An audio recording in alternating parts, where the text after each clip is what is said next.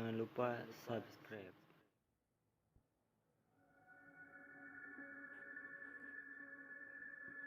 Assalamualaikum warahmatullahi wabarakatuh.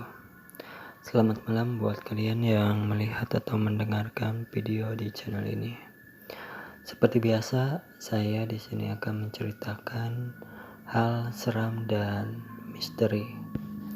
Dan untuk cerita malam hari ini yaitu ibuku disantet tetangga.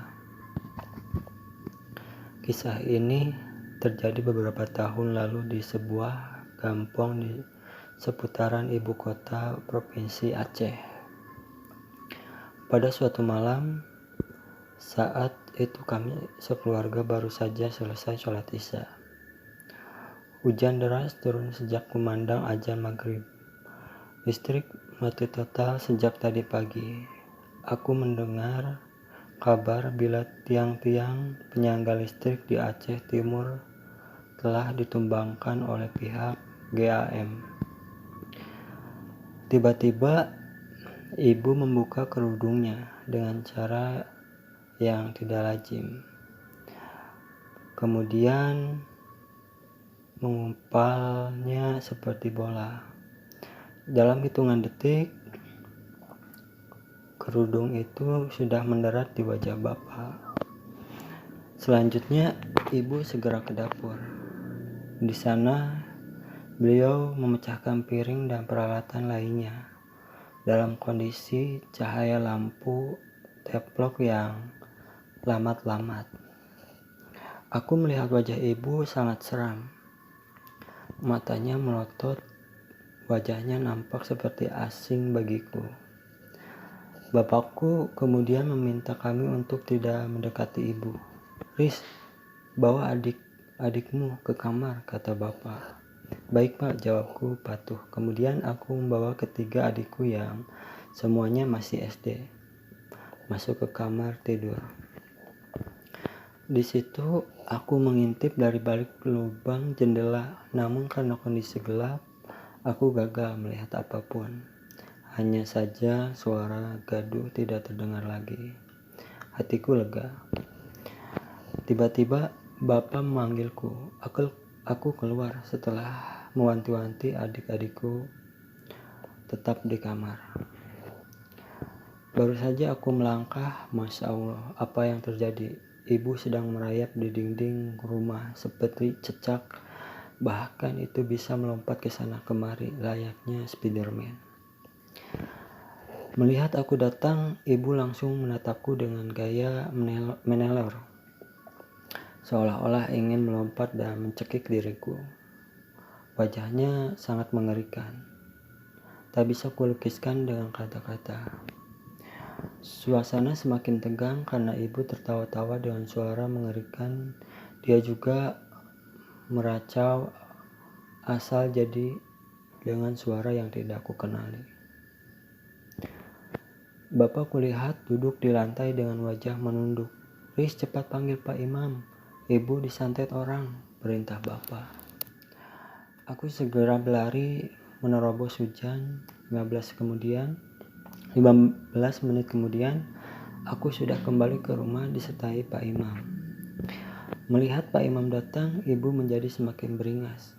Dia melompat ke sana ke sini sambil menantang duel. Begitu mudahnya ibu yang bertubuh tambun meloncat dari satu tiang ke tiang lainnya. "Mariani dapat kiriman orang Pak Imam," kata bapak menjelaskan. "Iya, aku sudah tahu. Suruh Riz minggir, kita harus menangkapnya. Bawa anak-anak keluar rumah, karena aku lihat iblis dalam tubuhnya sangat kejam," kata Pak Imam. Aku bergerak, cepat kubawa adik-adikku keluar rumah. Aku dilarang masuk ke dalam rumah bersama dengan tetangga lainnya. Aku hanya mendengar suara gaduh dari luar dinding. Singkat cerita, kira-kira setengah jam kemudian, suasana di dalam rumah sudah hening. Tanpa suara, aku masuk, namun aku melarang tetangga untuk ikut masuk. Kulihat ibu sudah tertidur di lantai, bapak dan Pak Imam sedang merokok. "Sebentar lagi akan terlihat reaksinya," ujar Pak Imam. Tiba-tiba Kami mendengar suara raungan dari luar.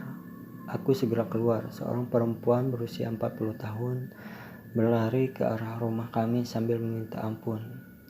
Dia menangis setengah meronta-ronta. Pak Imam kemudian mengobati. 2 hari kemudian, kami membuat perdamaian antara keluarga. Pertemuan itu tertutup bagi warga. Perempuan itu mengaku bersalah telah menyantet ibu. Dia berjanji tidak akan mengulangi lagi. Ihwal, kenapa dia mengirimkan iblis ke tubuh ibu? Ini karena persoalan lama ketika mereka masih gadis dahulu. Namun ketika bapak menanyakan itu ke ibu, beliau mengaku tidak sanggup berpikir lagi. Jalan pikirannya kacau dan sampai sekarang masih lemah. Walau akhirnya kami benar-benar berdamai, namun ibu tidak pernah normal seutuhnya. Kadangkala beliau termenung sendiri sambil meracau-racau tidak jelas. Menurut ahli ruqyah, jiwa ibu terguncang. Ingin rasanya aku membalas perilaku bejat perempuan itu terhadap ibuku. Namun setiap niat itu hendak kutunaikan seolah-olah ibu tahu. Beliau selalu melarang. Biarlah ibu kehilangan kesehatan. Ibu tidak ingin kehilangan kamu, kata ibu sambil memelukku. Perempuan yang menyantet ibu kemudian dihubalang tsunami. Itulah cerita untuk malam hari ini. Jika kalian suka, tinggalkan like, comment, share, dan subscribe. Jangan lupa juga nyalain loncengnya biar gak ketinggalan jika ada video-video baru di channel ini. Terima kasih. Assalamualaikum warahmatullahi wabarakatuh.